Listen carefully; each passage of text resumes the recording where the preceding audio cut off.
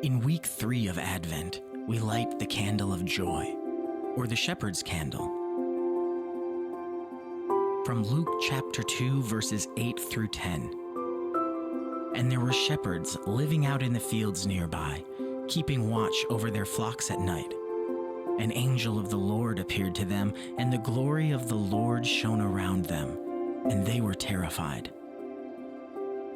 But the angel said to them, "Do not be afraid. I bring you good news that will cause great joy for all the people." We moved here and just before Labor Day in 1969.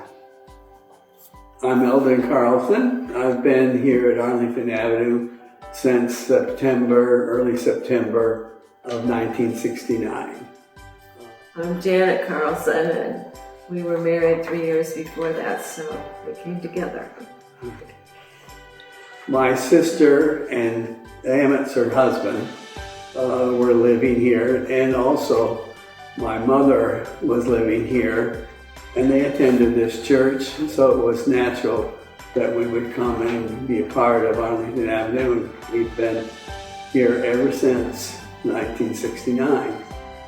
My grandfather on my mother's side was a minister, a Mennonite Brother in Christ minister.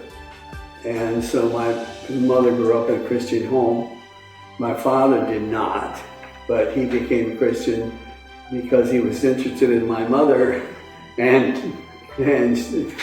that became pretty much a necessary on her part that she married a Christian man.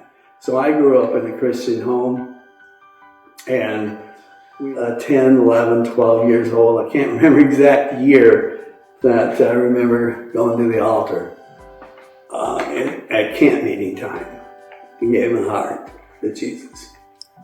I also came from a Christian home, a really strong Christian background, my grandparents and aunts and uncles, and we went to church, I think, every time the doors were open.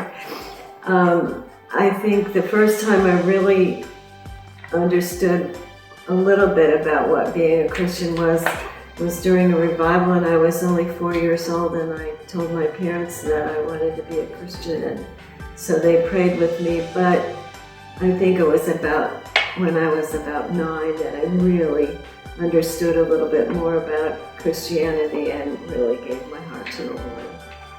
1 Thessalonians 5:16 to 18, and it says, "Rejoice always, pray continually, give thanks in all circumstances, for this is God's will for you in Christ Jesus." And in my Bible, I wrote a little quote that said, "Give thanks to God regardless of your feelings, and He will give you joy regardless of your circumstances." And I truly believe that He does give us joy. And one of the reasons just recently that I've felt such joy is that God has answered several of my prayers in the last couple of weeks even. Some were long-standing prayers, and it's just really reassuring that we can call on Him at any time.